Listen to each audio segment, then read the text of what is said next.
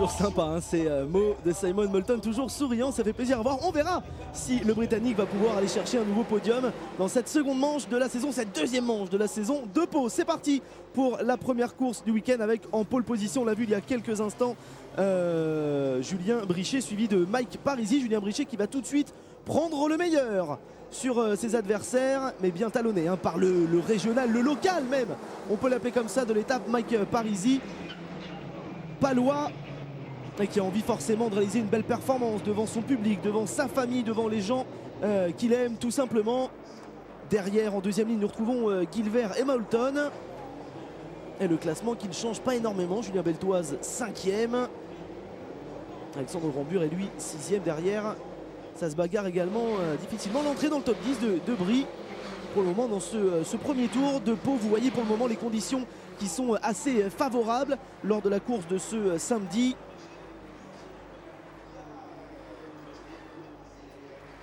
Le principal pour le moment c'est de voir qu'il n'y a pas de casse, pas de sortie de piste sur un tracé forcément en ville très étroit comme celui de Pau où la moindre erreur est impardonnable.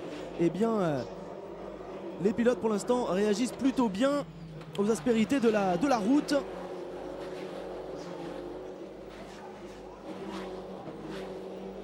On va boucler un premier tour ici avec le passage devant les stands de Julien Brichet. À noter hein, lors de ce week-end également, week-end WTCC, énormément de monde dans les tribunes. Ça fait du bien de voir les tracés français remplis de la sorte.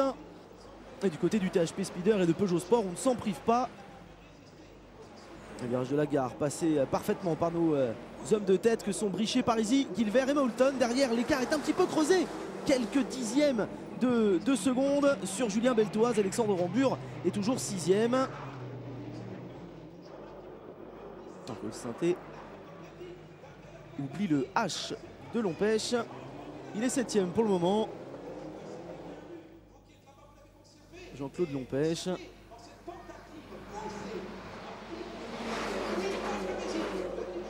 Devant les écarts se stabilisent. Et un tour supplémentaire donc de boucler. On a passé un petit peu de temps sur cette course où il ne s'est quasiment rien passé. Les écarts sont restés les mêmes, les positions également. Mais tout va changer par la suite. Il y a encore beaucoup de bagarres hein. D'ici le drapeau à damier, il peut se passer énormément de choses. Et regardez Simon Moulton toujours accroché pour le moment à sa 4e place, qui aimerait bien aller attaquer pour la première fois depuis l'ouverture du meeting Grégory Gilbert. Gilbert qui a envie d'aller chercher un podium, voire plus, il en a les capacités, pardon, hein, le francilien.